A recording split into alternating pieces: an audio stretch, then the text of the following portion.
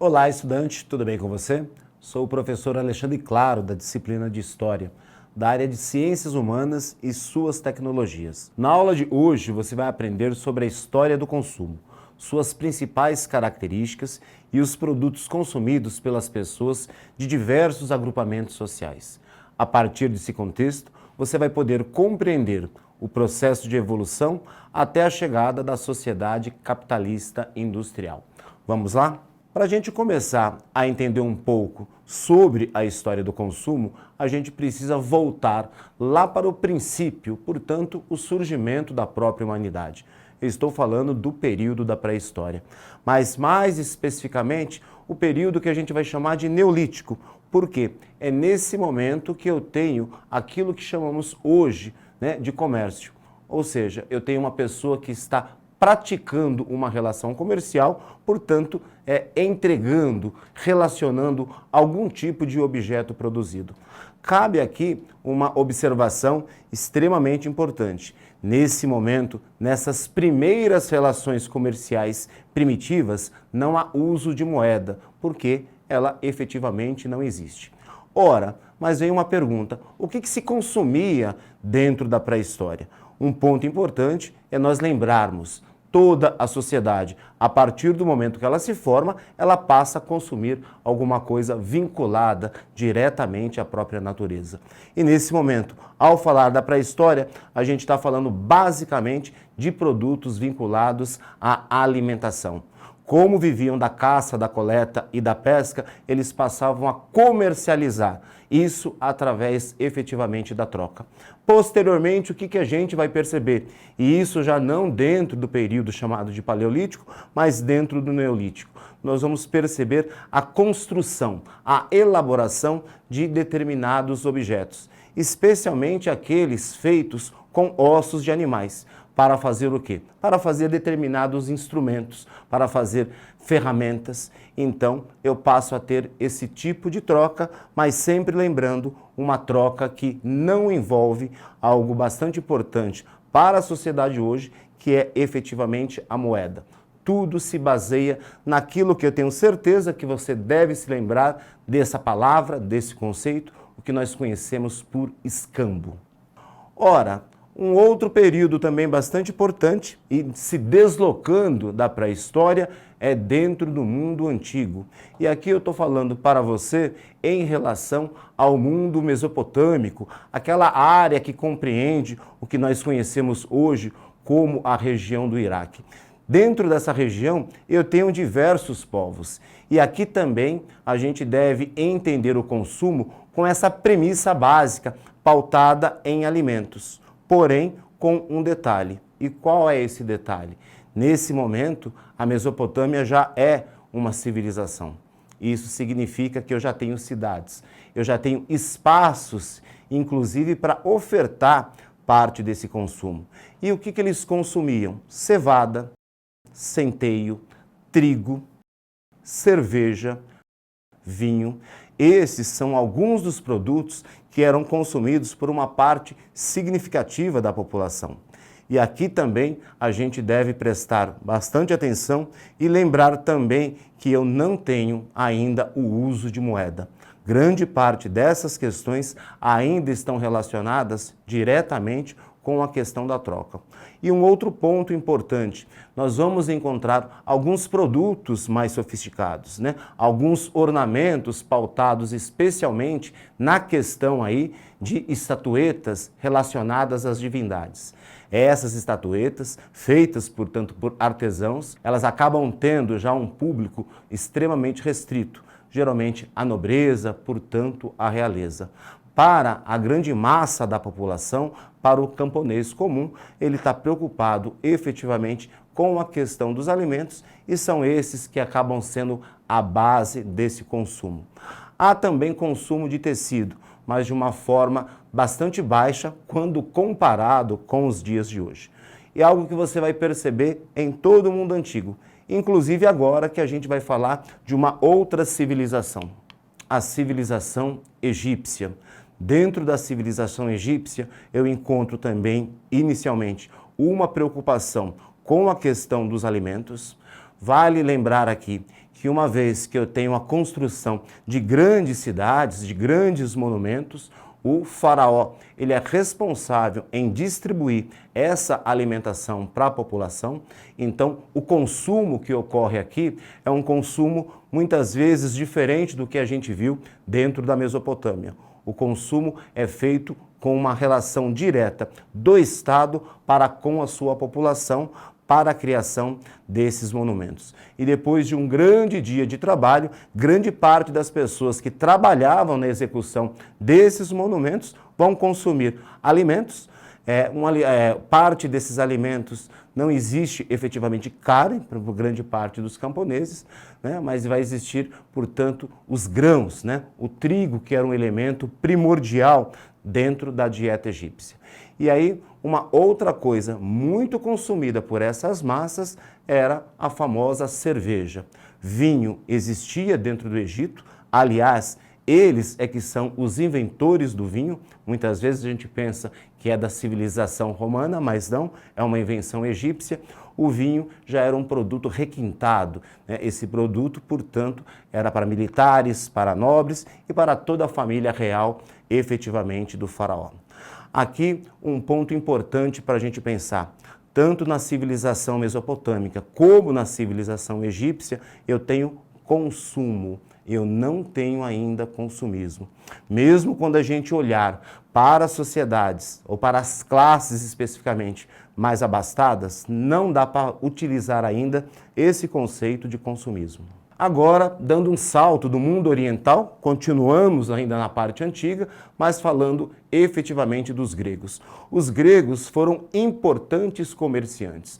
Aliás, quando a gente fala na Grécia, cabe aqui um lembrete, você deve lembrar de um mundo grego e não efetivamente na memória que nós temos de Grécia atualmente. Então, todo aquele conjunto de ilhas, a Grécia que está localizada na península, a Grécia que está localizada no continente, eu tenho todo um entrelaçamento comercial.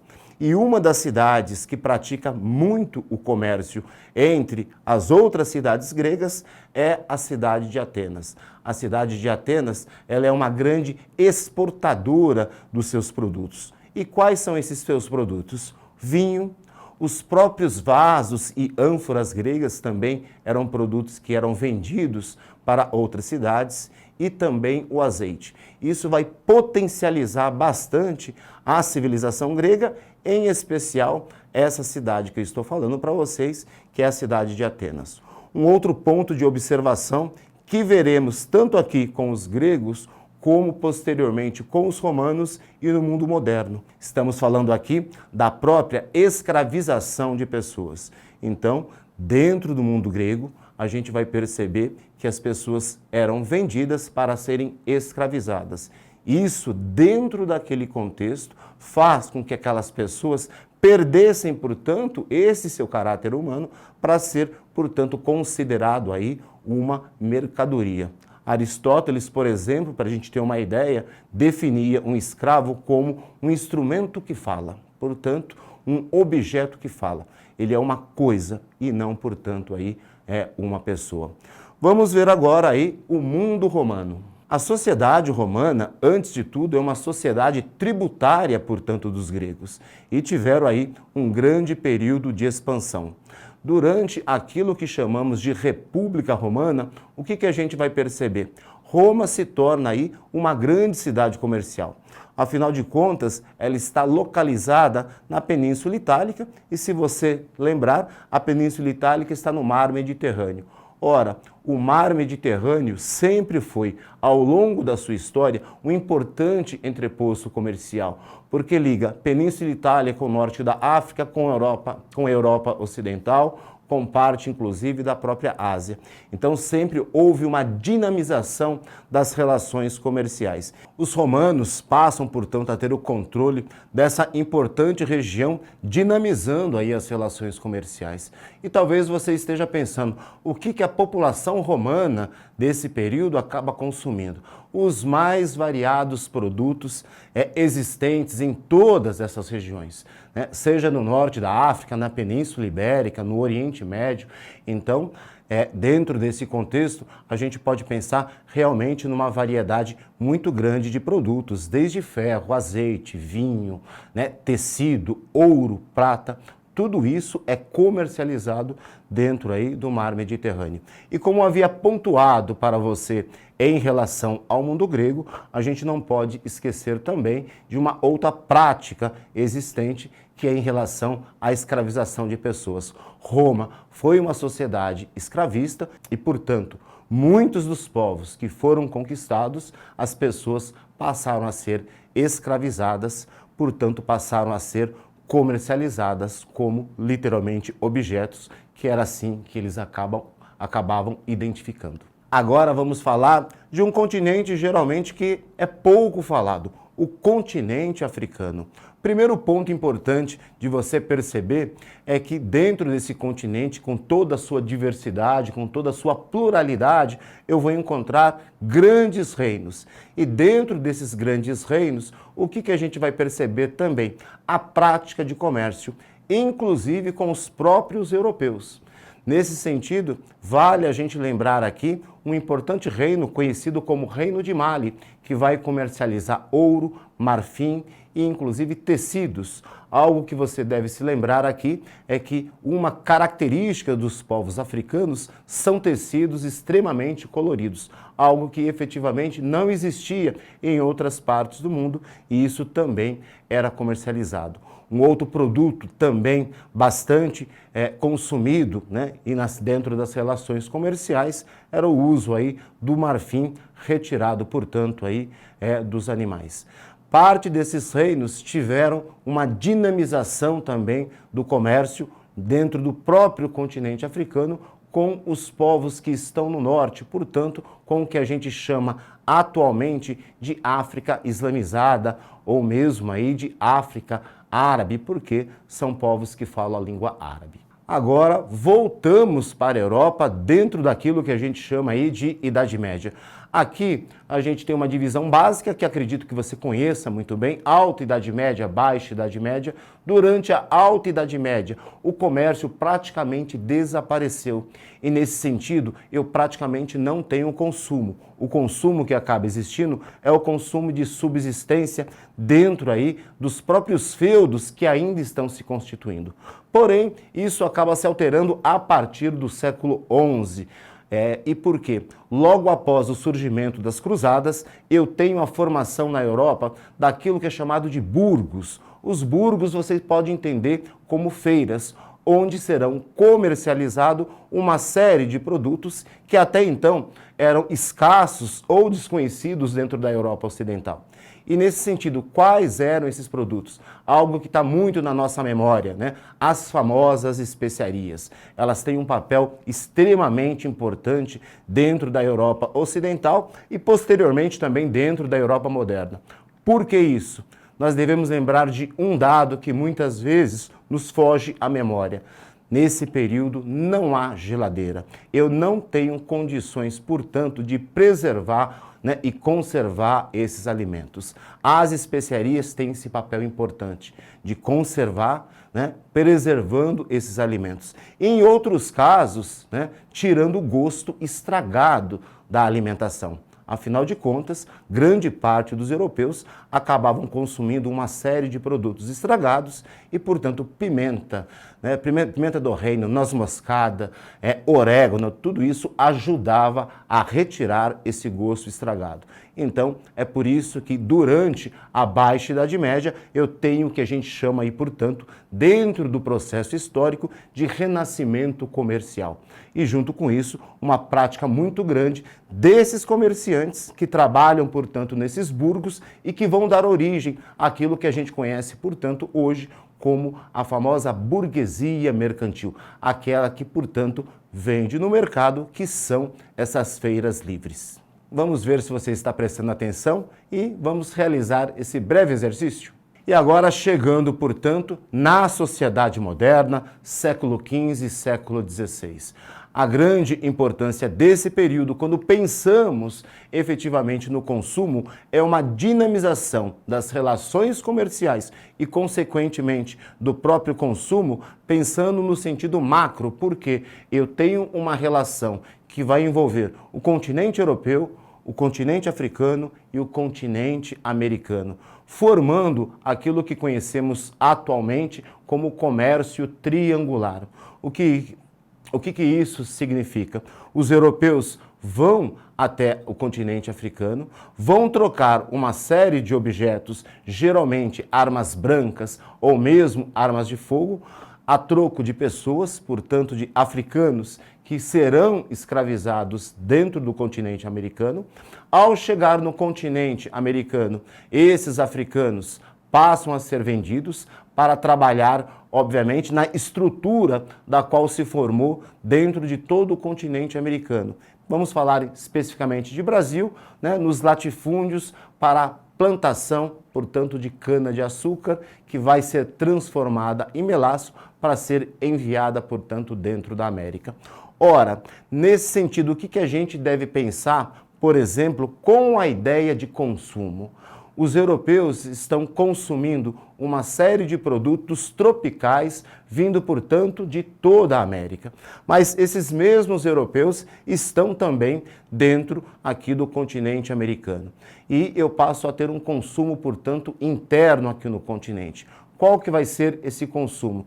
Inicialmente pautado também na questão de alimentos, então eu tenho, portanto, a pecuária, eu tenho as famosas drogas do sertão, cacau, gergelim, castanha do Pará, que vai ser utilizado, portanto, para essa alimentação básica. A prática de uma agricultura ainda, de certo modo, bastante rudimentar, mas quando a gente pensa, por exemplo, em questão de outros objetos, a gente vai perceber praticamente uma escassez, né? Especialmente quando a gente pensa em roupas. Elas praticamente não existem dentro desse período colonial. São extremamente escassas. Quem acaba consumindo um pouco mais, obviamente, a classe mais abastada, portanto, os grandes senhores, os grandes proprietários rurais.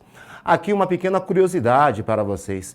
Muitos europeus do século XVI, né, andavam para mostrar uma certa ostentação com pequenos sachês de açúcar pendurado no pescoço. Isso mostra, por exemplo, a escassez que esse produto tinha inicialmente e era uma forma de mostrar que ele consumia açúcar, um produto hoje de massa, mas que foi extremamente escasso durante aí o início da nossa modernidade europeia. Esse período, obviamente, se estende por alguns séculos até a chegada efetivamente do capitalismo industrial. Cabe aqui um pequeno lembrete. Tudo isso está inserido dentro de algo que você deve conhecer muito bem, que é a política mercantilista. É uma política econômica envolvendo, portanto, colônia e metrópole. Ora, dentro da sociedade contemporânea, ou mais especificamente do ponto de vista cronológico, a idade contemporânea, eu tenho uma mudança. Se antes eu tinha o capitalismo comercial, ou aquilo que chamamos como próprio mercantilismo, no sentido de política econômica, isso muda a partir do século XVIII. O que acaba acontecendo no século XVIII? O surgimento da Revolução Industrial, o surgimento de uma lógica de produção que, nesse momento, começa a popularizar determinados produtos que até então eram extremamente escassos para grande parte da população. Esse barateamento, portanto, dos produtos tem um impacto significativo, porque é nesse momento que essa sociedade, ao longo de toda a sua trajetória humana, ela deixa de ter essa perspectiva do consumo como algo necessário para a sobrevivência, né, ou para a própria existência, para começar a se tornar gradativamente uma sociedade, portanto, consumista. O capitalismo industrial vai ter essa capacidade, portanto, de produzir, né, uma série de produtos, né, vinculados aí ao consumo para a massa. De uma forma, como eu disse para vocês, gradativa, bastante devagar, mas que vai ter um impacto crucial na forma como nós nos relacionamos, criando, portanto, aquilo que é chamado atualmente de sociedade do consumo. Outro ponto importante para a gente pensar aqui, ao falar dessa revolução industrial que ocorre no século XVIII, eu consigo apontar para você quando que ela começa, mas eu não consigo dizer quando que ela termina. Afinal de contas, hoje, eu e você estamos vivendo a quarta revolução industrial. Não apenas no sentido do aumento de tecnologia, mas de uma produção que se torna cada vez maior, vinculado aos mais diversos produtos da natureza. E eu tenho uma dica bastante interessante para você, que é o filme Clube da Luta. Esse filme vai mostrar um personagem estrelado aí por Brad Pitt, que vai apontar um certo vazio dentro da sociedade consumista. E esse vazio era preenchido, obviamente, consumindo, mas posteriormente ele vai perceber que ele consegue ser feliz realizando outra coisa, né? Realizando lutas clandestinas. É um filme, de certo modo, bastante pesado, porque traz uma temática de violência relacionada com o consumismo. Vou deixar para você agora uma frase de reflexão. O consumo é uma máscara que compramos, achando ter então comprado a felicidade. Alexa Supertramp. Tem uma série de dicas importantes no Saiba Mais, filmes, links, né, que você pode ver, pode assistir, pode ouvir no podcast e vai aprofundar os seus conhecimentos um pouco sobre a história do consumo e do próprio consumismo existente na sociedade contemporânea. Até uma próxima.